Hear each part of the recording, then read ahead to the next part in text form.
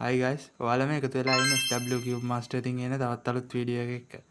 අද මම ඔයාලට කියලා දෙන්න යන්නේ මේ 3x3 Rubik Cube එක තප්පර 20කට වගේ අඩුවෙන් කොහොමද solve කරන්න කියලා. ඒ කියන්නේ මේකෙදි මම කරන්නේ එක scramble එකක් තෝරගෙන ඒකට මම solve කරනවා. එතකොට ඒ solve කරද්දී ඔයාලා බලන්න මම කොහොමද solve කරන්නේ, කොහොමද ඒ steps කොහොමද මම කරන්නේ. ඒ වගේම කොහොමද මේ cube එක අර ෆිංගර් ටික්ස් කොහොමද මම ඒවා පාවිච්චි කරන්න කියන එක ඔයගොල්ලෝ බලන්න. හරි වීඩියෝ එක ඉස්සරහට යන්න කලින් ඔයාලා මගේ channel එකට අලුත් කෙනෙක් නම් මාව දැම්ම subscribe කරලා මේ වීඩියෝ එකත් එක්ක එකතු වෙන්න.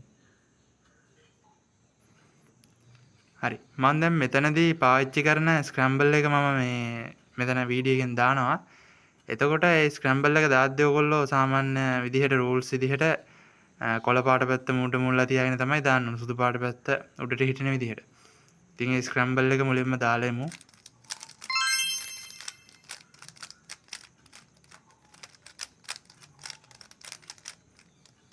හරි ස්ක්‍රැම්බල් එක දාපුවාම මේ වගේ තමයි තියෙන්න ඕන කියුබ් එක.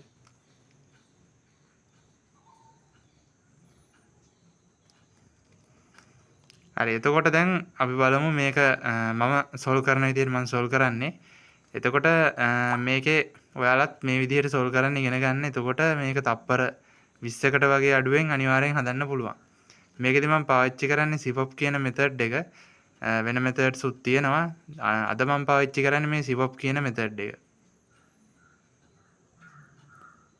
හරි මේකෙදි මුලින්ම අපි කරන්නේ සිපොප් මෙතඩ් එකේ විදිහට සුදු පාට පැත්තේ ක්‍රොස් එක හදන එක. ඉතින් ඒකෙදි දැන් මට පේනවා මෙතන එක කොටුවක් මේ දැම්ම සිලෙක්ට් ඒ කියන්නේ දැම්ම සෙට් වෙලා තියෙනවා නිල් පාටයි සුදු පාටයි එක. ඉතින් ඒක එන්න ඕන මෙතනට නෙමෙයි මෙතනටනේ. මෙහෙම මම එතනට ගන්නවා. ඊට පස්සේ අපිට පේනවා මෙතන තැඹිලි පාට එකකට එක්ක මෙහෙම සුදු පාට එකක් සෙට් වෙලාම තියෙනවා. ඒ හින්දා ඒක මෙහෙම උඩට දාන්න එක අපිට ලේසි. එතකොට මේ වගේ ක්‍රොස් එකේ භාගයක්ම හැදිලා තියෙනවා. ඊට පස්සේ බලන්න ඕන ඉතුරු ඒවා දෙක. එතකොට මට පේනවා මෙතන තව කලර් එකක් තියෙනවා. ඒ කියන්නේ කොළ පාටයි සුදු පාටයි කොටුව තියෙනවා. ඒක අපිට මේ ඒ කියන්නේ කොළ පාටත් එක්ක සෙට් වෙලාම තියෙන හින්දා ලේසියෙන් මෙහෙම අපි මූව්ස් දෙකක් කරකවලා උඩට දාගන්න පුළුවන්. එතකොට එතන ක්‍රොස් මේ පීස් එක මේ එජ් පීස් එකත් හැදෙනවා. ඊට පස්සේ තව බැලුවොත් එහෙනම් තව එක පීස් එකයි තියෙන්නේ මේකනේ. එතකොට ඒක බැලුවොත් එහෙනම් ඒක මෙතන තියෙනවා. එතකොට ඒක අපිට දාගන්න පුළුවන් මේ පැත්තට එකක් කරකවපුවාම මේ රතු පාටත් එක්ක මෙහෙම සෙට් වෙනවා. හරියට පාටත් එක්ක ගැළපිලා තියෙන හින්දා අපිට මෙහෙම F moves දෙකක් කරකවපුවාම මේ විදිහට දාගන්න පුළුවන්. එතකොට ওই විදිහට තමයි ලේසියම මේ ක්‍රොස් එක හදාගන්න පුළුවන් වෙන්නේ. ක්‍රොස් එක හදාගත්තට පස්සේ මම සාමාන්‍යයෙන් කියුබ් එක මෙහෙම හරව ගන්නවා. කියන්නේ මේ සුදු පාට පැත්තෙන් ක්‍රොස් එක හැදුවොත් ඒකේ යටට හිටින විදිහට මෙහෙම හදා ගන්නවා. ඊට පස්සේ තමයි ඉස්සරහට තියෙන ස්ටෙප්ස් ටික දාන්නේ. එතකොට දැන් ඊට පස්සේ කරන්න තියෙන්නේ අපිට මේ ලේයර්ස් දෙක හදන එක. කියන්නේ මම කරන්නේ F12 ක්‍රමයට සෝල්ව් කරන එක. බිගිනර් මෙතඩ් එකේ නම් මේ ෆස්ට් ලේයර් එක හදලා ඊට පස්සේ සෙකන්ඩ් ලේයර් එක හදන එකක් තමයි තියෙන්නේ. ඊට අද මම කරන්නේ මේ සෙකන්ඩ් මේ ලේයර්ස් දෙකම එකපාර හදනවා. ඒ කියන්නේ F12 විදිහට හදන්නේ. එතකොට දැන් මට පේනවා මෙතන ලේසිම F12 පෙයා එක විදිහට මෙතන මේ තියෙන H piece එක. ඒ කියන්නේ කොළ පාටයි රතු පාටයි තියෙන එක මෙතනට එන්න ඕන. ඒ piece එක මෙතන තියෙනවා. ඒකට එන්න ඕන කෝණ piece එක තමයි මේ තියෙන්නේ. සුදු පාටයි කොළ පාටයි රතු පාටයි එක. එතකොට මේ දෙක අපිට මේ විදිහට එකතු කරන්න පුළුවන්. දැන් මෙතන කලර් එක එකම කලර් එක තියෙන්නේ රතු පාට කලර් එක. එතකොට එහෙම තියෙද්දි මෙන්න මෙතනට කෝණ piece එක ඇවිල්ලක් තියෙනවා. එහෙම නැත්නම් මෙතනට ගන්න ඕන. මෙතන තියෙන හින්දා මේ විදිහටම තියාගෙන මේ විදිහට එකක් මේ විදිහට පල්ලෙහාට දානවා. ඒ කෝණ piece එක. ඒ කියන්නේ R move එකක් කරකවන්න තියෙන හොමුටට. ඊට පස්සේ මෙතන තියෙන මේ piece එක අපි මෙන්න මෙහෙම මෙතනට ගේනවා දෙකක්. ඒ කියන්නේ U moves දෙකක් කරකවන්න තියෙනවා. එතකොට මෙතනට එනවා ඒක. මෙතන තිබ්බ මේ piece එක මෙතනට ආවා. ඊට පස්සේ මෙන්න මේ මුලින් කරකවපු R එක ආයෙ පල්ලෙහාට දානවා මෙහෙම.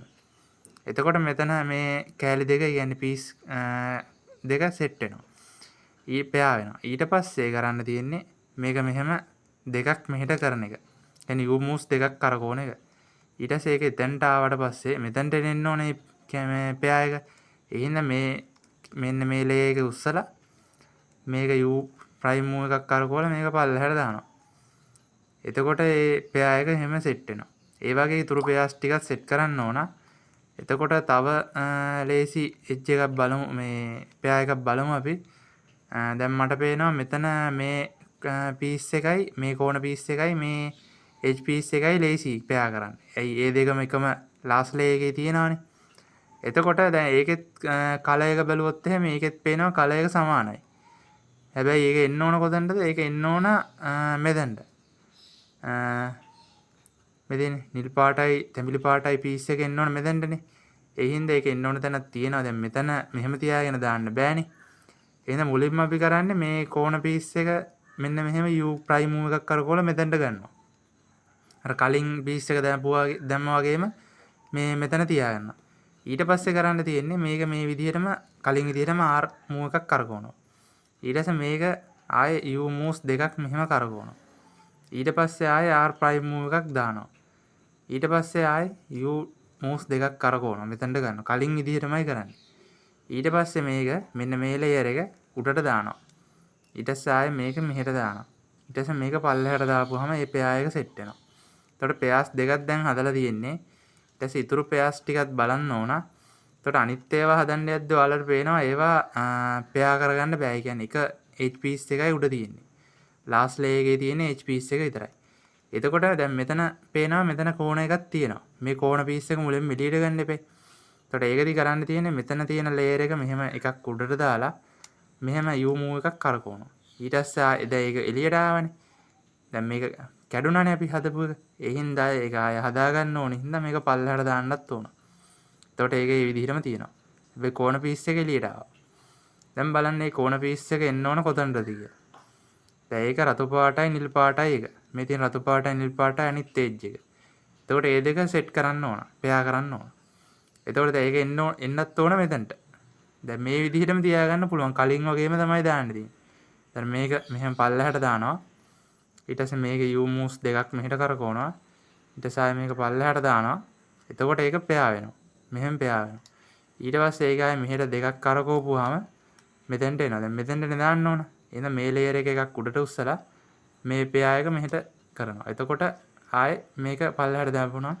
එන්න මේ පෙයා එක හැදෙනවා. ඊට පස්සේ අන්තිම පෙයා එක තමයි මේක.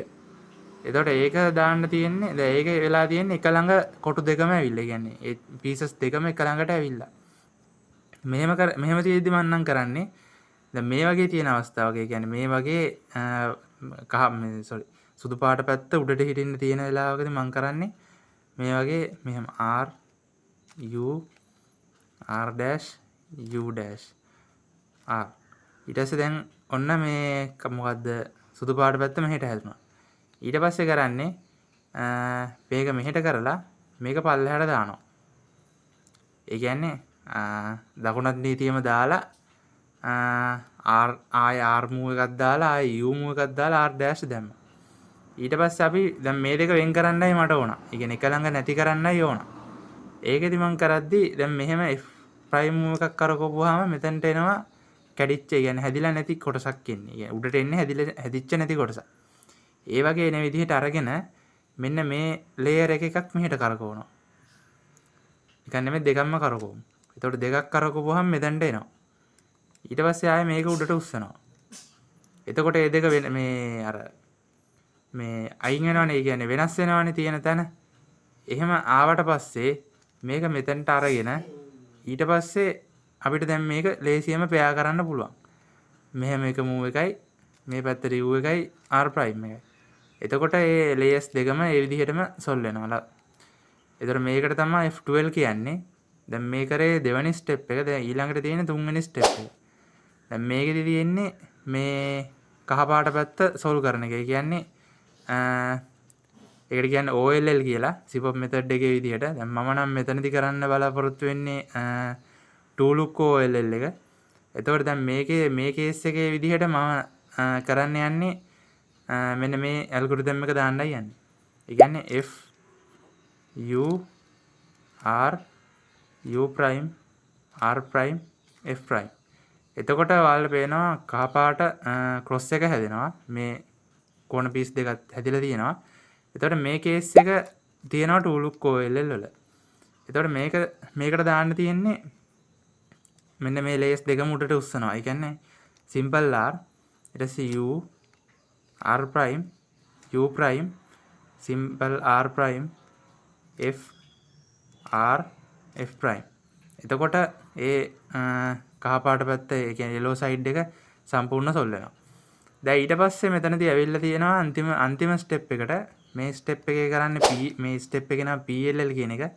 එතන මෙතනදී නම් මට one look PLL එකක් දාන්න පුළුවන්. ඒ කියන්නේ එකපාරින් සොල් කරන්න පුළුවන් මේ කියුබ් එක. මෙතනදී ඇවිල්ලා තියෙන PLL එක ඔයාලා දැනගන්න ඕන. ඒකේ PLLs එක මේ වෙනස් වෙන ඒවා 21ක් තියෙනවා සූත්‍ර. අවස්ථා 21ක් තියෙනවා. එතකොට මේ ඇවිල්ලා තියෙන T-perm කියන එක ඒක අඳුනගන්න මෙන්න මෙහෙම හෙඩ්ලයිට් එකක් තියෙනවා මේ පැත්තට. ඒ කියන්නේ ඒකේ විරුද්ධ පාටින් තියෙන. ඒ කියන්නේ කොළ පාටින් මේ දෙපැත්ත තිබිලා නිල් පාට කියන්නේ ඒක විරුද්ධ පැත්තනේ. විරුද්ධ පාටනේ. ඒ වගේ තියෙනවා. ඊට අමතරව මෙතන මේ වගේ පෙයා වෙලා තියෙනවා. මෙතන පෙයා එකයි මෙතන පෙයා එකයි. එහෙම තියෙද්දි මේකට කියන්නේ T-perm කියලා. මේකට හරියන සූත්‍රය තමයි R. ඒ කියන්නේ ඒක දාන්නත් ඕන හෙඩ්ලයිට් එක මේ වම් පැත්ත තියෙන විදිහට. මේ විදිහට තියාගෙනම දාන්න ඕන. R U R prime U prime R prime F R2 U prime R prime U prime R U R prime F prime U prime. එතකොට කියුබ් එක සොල් වෙනවා. එතකොට මේ තමයි එක්සැම්පල් සොල් එකක්.